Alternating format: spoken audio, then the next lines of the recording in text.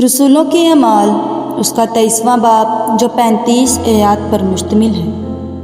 پالوس نے صدر عدالت والوں کو غور سے دیکھ کر کہا، اے بھائیو، میں نے آج تک کمال نیک نیتی سے خدا کے واسطے عمر گزاری ہے۔ سردار کاہن حنانیہ نے ان کو جو اس کے پاس کھڑے تھے حکم دیا کہ اس کے منہ پر تماچا مارو۔ پالوس نے اس سے کہا، اے سفیدی پھری ہوئی دیوار، خدا تجھے مارے گا۔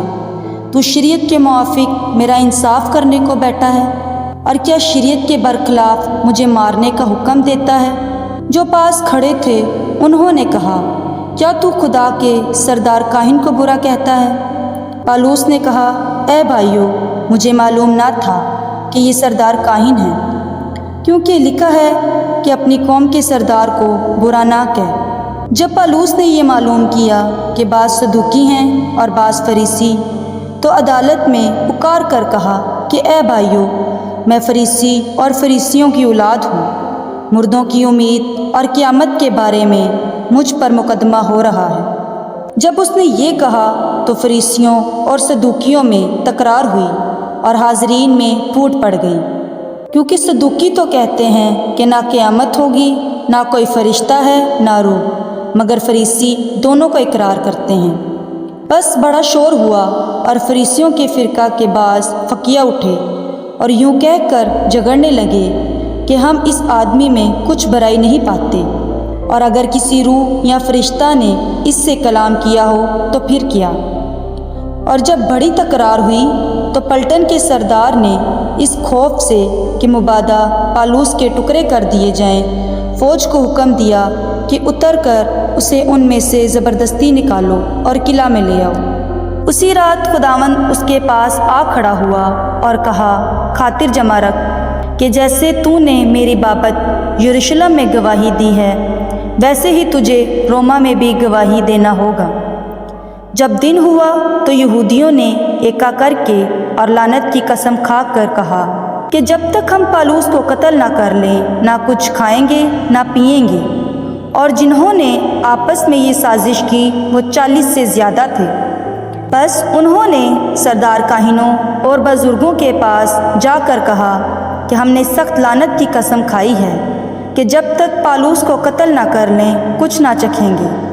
بس اب تم صدر عدالت والوں سے مل کر پلٹن کے سردار سے عرض کرو کہ اسے تمہارے پاس لائیں، گویا تم اس کے معاملہ کی حقیقت زیادہ دریافت کرنا چاہتے ہو، اور ہم اس کے پہنچنے سے پہلے اسے مار ڈالنے کو تیار ہیں۔ لیکن پالوس کا بھانجا ان کی گات کا حال سن کر آیا اور قلعہ میں جا کر پالوس کو خبر دی۔